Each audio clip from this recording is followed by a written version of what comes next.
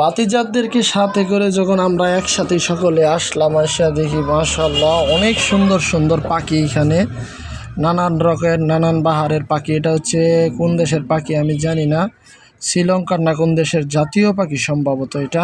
আপনারা যারা জানেন কমেন্ট বক্সে কমেন্ট করে জানাবেন। এত সুন্দরভাবে বাদাম ছিলা খাইতেছে যে আমরা মানুষ হিসাবেও খাইতে পারবো না, এত সুন্দর করে বাদাম খাচ্ছে। বাতিজা আবদুল্লাহ ছবি তুলতেছে আর তাকায় তাকায় দেখতেছে যে আল্লাহর সৃষ্টি কত সুন্দর।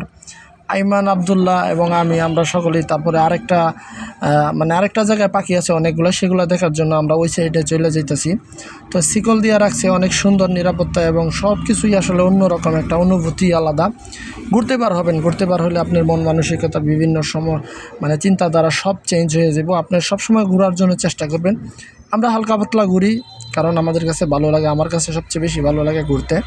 তো এই যে দেখেন এখানে অনেক ধরনের পাখি রাখছে, সবগুলোর জন্য টিয়া পাখি, বিভিন্ন রকমের পাখি, সবের নাম জানি না। তো সকালে ভিডিওটা লাইক শেয়ার কমেন্ট করে দিবেন, আমাদের পাশে থাকবেন, এটাই আপনাদের কাছে আমার আশা। তারপর অনেক ধরনের পাখিটাকে খাবার দিতেছে।